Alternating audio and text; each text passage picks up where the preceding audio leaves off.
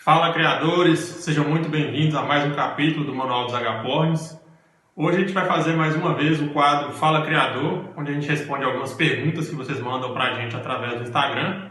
Toda quarta-feira a gente deixa uma caixinha de perguntas lá e aí vocês podem mandar suas perguntas que a gente vai respondendo. A gente responde lá e também responde aqui no canal. Os criadores MH e o criador Raichados, para vocês procurarem lá. O nosso canal também tem um perfil, é o Manual dos Agapornis, é só digitar lá no buscador do Instagram que você vai encontrar. Hoje a gente vai ter uma pequena diferença devido à situação da pandemia. A gente não está podendo gravar junto. Aí eu vou acabar respondendo algumas perguntas aqui, eu vou responder 5 perguntas e o Matheus vai responder 5 perguntas lá da casa dele. Então a gente vai acabar fazendo esse paralelo aí, em alguns vídeos vocês vão reparar que vai ter essa diferença devido a essa questão da pandemia. Sem mais delongas, bora pro vídeo. Bom, a primeira pergunta foi feita questionando quais sementes eu utilizo no mix de sementes que eu uso. Então, eu uso algumas sementes, não uso todas em todo ano, por exemplo, faço por períodos. É aquela história da sazonalidade, que eu já comentei em alguns outros vídeos aqui. Mais pra frente eu pretendo fazer um vídeo explicando só como eu faço essa sazonalidade, explicando a diferença aí de cada período e o que eu uso em cada período. Mas as sementes bases são níger, girassol, painço, aveia, trigo e alpiste. Bom, a próxima pergunta foi feita aí questionando como fazer a introdução da ração extrusada. Já até falou em algum vídeo passado aí, mas a gente vale sempre ressaltar.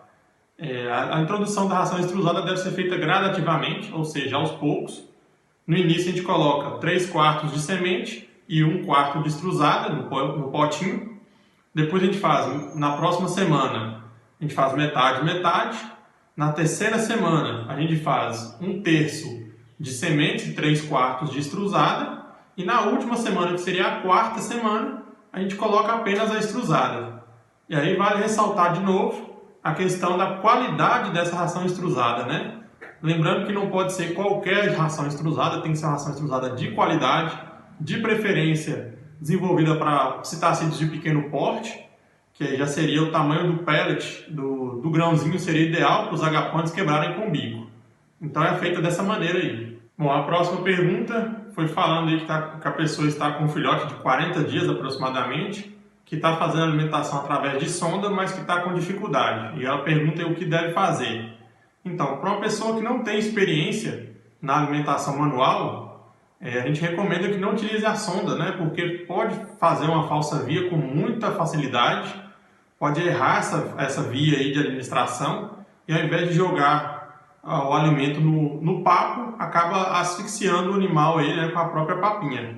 Então a gente recomenda que seja feito com a seringa direto no bico ou até mesmo com a colher. A gente adapta a colher, amassa a pontinha dela e aí acaba colocando a papinha lá e depois no bico. Lembrar sempre da temperatura, que não pode ser nem fria e nem muito quente. E para iniciantes, a gente não recomenda de forma alguma utilizar essa sonda para jogar o alimento diretamente no papo. Aos pouquinhos, o animal acaba entendendo que direto no bico é como se fosse mimetizando o pai e a mãe alimentando o filhote. Então, pessoal, antes de responder a próxima pergunta aí, eu queria lembrar vocês de deixar o like para ajudar a gente aí no crescimento do canal, de se inscrever também, porque ajuda bastante, e de assinar o sininho de notificações, porque aí você fica sabendo quando saem os vídeos. Os vídeos estão saindo toda terça-feira, toda quinta e todo domingo. Lembrando que aos domingos a gente está com uma série muito bacana aí, que o pessoal tem gostado muito, que é o Criadores pelo Mundo, mostrando os criadores que tem não só no Brasil, mas também fora dele, né? A gente já teve aí a presença do Edgar, lá de Portugal, com excelentes aves, e o pessoal aqui do Brasil também tem um plantel muito bom. Então, essa série está bem interessante. E sem mais delongas, vamos continuar aí respondendo as perguntas. Bom, a próxima pergunta aí foi sobre reprodução, né? Sobre manejo reprodutivo, questionando se uma terceira ave pode atrapalhar um casal que já é formado a reproduzir. Então, se o casal estiver em colônia, se for feita uma colônia com esses animais, eu acredito que sim, que essa terceira ave possa interromper, possa atrapalhar sim a reprodução. Por isso a gente indica que se você quiser reproduzir as aves, que seja feito em uma gaiola e não em viveiro. Em viveiro a gente pode colocar aves para descanso, aves jovens para amadurecer, para desenvolver musculatura, para treinar o voo. Mas para reprodução, o ideal é que seja feito em gaiola, para a gente ter esse controle, para evitar a interferência de um terceiro, de um outro casal, de evitar disputa por ninhos também. Então é mais interessante que a gente coloque em gaiola para fazer a reprodução e não em viveiros.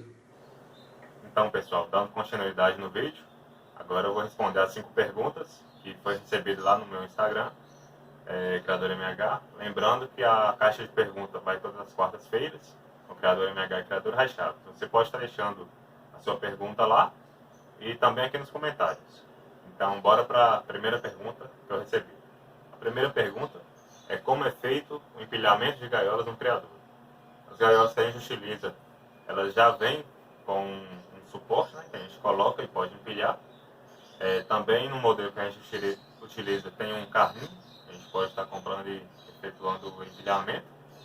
E também a gente pode estar mandando fazer com serralheiro suporte, como é no meu caso, colocar na parede, parafusar na parede e estar empilhando também as gaiolas. A segunda pergunta é sobre uma pessoa que tem um casal sexado, mas o casal não põe ovos. Então isso pode estar ligado principalmente à idade das aves. Se forem aves jovens, não vão colocar ovos mesmo, pelo menos até os 6 meses, elas não vão pôr ovos. A partir dos 6 a 8 meses ela começa a amadurecer e aí já pode estar colocando ovo. Também aves velhas ali com 8 a 10 anos tendem a não botar mais, dependendo do manejo do criador, né? Tem criador que deixa chocar o ano todo e isso vai desgastando a ave. Então, quando ela vai ficando mais velha, ela não consegue botar. Outra questão seria também a alimentação. Se você está oferecendo a alimentação correta para essas aves, se as aves estão sadias, se não estão doentes, se elas não estão gordas também, que isso atrapalha na reprodução. Então a gente tem que ver qual é o seu caso aí. E outra questão também, se essas aves não são híbridas inférteis, né? Porque eles podem acasalar, mas não vão pôr ovos. E se acontecer de colocar, não vai nascer nada, porque elas são inférteis. A terceira pergunta está pedindo para mim explicar um pouco do trabalho nos azuis, nos PLs. Basicamente a gente coloca uma ave depurada, né? Ou seja, ali que não tem a citacina no fenótipo, ou seja, ela não demonstra citacina, é uma ave totalmente limpa, com um PL, de preferência na cor verde, e sendo o melhor possível que você encontrar. Uma ave com porte robusto, com uma marcação intensa. Aí você vai estar juntando essas aves. Lembrando que o pernalonga demora mais para amadurecer. Você vai estar juntando e vai estar fazendo primeiro portadores de azul.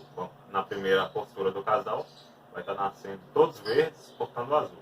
Na segunda geração, você pode estar fazendo o acasalamento entre irmãos e vai estar nascendo provavelmente verdes, mas eles, como o cruzamento anterior foi um verde com azul, então eles são PP, ou seja, pode ou não nascer aí azul desse casal. Caso nasça, esse vai ser o F1, a primeira geração dos azuis no trabalho.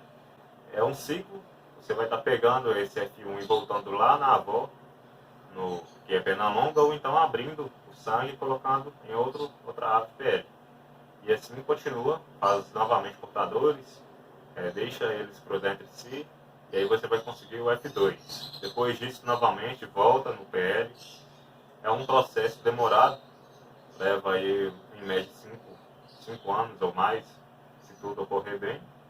E lá para o F5, a geração F5 de azuis, você vai começar a ver o porte do pernalonga nos azuis. A quarta pergunta é sobre o acasalamento aqui dos roseicólios, e ele está perguntando aqui sobre se a gente pode acasalar qualquer espécie. Na verdade, não são espécies, são mutações, né? Os roseicólios não têm variação de espécie, sim variação de mutações. A gente pode sim, mas eu aconselho você dar uma estudada antes para fazer os cruzamentos corretos. Por exemplo, tem alguns cruzamentos que a gente deve evitar, porque são aves que vão perder o padrão. Caso elas reproduzam, ela não vai ficar com a característica daquela mutação. Ou seja, ela não vai se enquadrar em nenhuma das duas mutações. A gente tem uma tabela de cruzamentos que não devemos fazer. Inclusive, o criador Patros, que desenvolveu essa tabela, está deixando na tela agora. A gente também já utilizou ela em alguns vídeos anteriores. E mais pra frente, no quadro de genética, né? Nossa série de genética dos agapornis, a gente vai estar falando por que a gente não deve estar fazendo esses cruzamentos. Então, pessoal, respondendo agora a nossa quinta e última pergunta, que é sobre como identificar os aquas, os azuis e os turqueses. O aqua aí é um verde que teve 50% de redução de psitacina, então ele fica ali entre o meio termo, entre o verde e o azul. Você vai reparar que tem bastante psitacina nas penas. O turquesa é uma ave que já passou novamente por um processo de redução de psitacina e ela fica intermediária ali entre o aqua e o azul. Ela já tem uma melhora visível na plumagem por conta desse trabalho. O azul, eu acho que ele quis dizer que são os depurados, né? São aves totalmente limpas. Eu vou estar deixando foto aí do aqua, do turquesa e também do depurado, do azul em si. Então, vou deixar a foto aqui para vocês entenderem um pouco. Então, é basicamente isso. O aqua é um verde que tem uma redução de psitacina. O turquesa é um aqua que passou por mais um trabalho ali, reduziu, ele fica intermediando ali também. E o azul é quando foi retirada totalmente a psitacina da ave e ela fica completamente limpa, tem a plumagem completamente limpa. Esse foi o nosso capítulo de hoje. A gente aos pouquinhos vai preenchendo as lacunas, né, para formar o nosso manual dos agapornis. Espero que tenha contribuído, tirado as dúvidas de vocês. Se ficou alguma dúvida sobre esses temas, pode comentar aí embaixo que a gente vai estar respondendo também. Pode mandar no direct lá no Instagram, @manual dos agapornis, ou nos nossos criadores, né, criador Rai Chaves e criador MH. A gente está à disposição para tirar essas dúvidas e espero que tenham curtido, compartilhado esse vídeo aí com outros criadores, principalmente os iniciantes, né, para a gente estar ajudando o pessoal. Deixe também sugestão de temas para os próximos vídeos, que é bem interessante a gente saber o que é que vocês estão interessados em saber. Se a gente não souber, a gente vai atrás da informação, procura aí com o pessoal que tem mais experiência, que tem mais conhecimento e traz para vocês. Então, pessoal, até a próxima.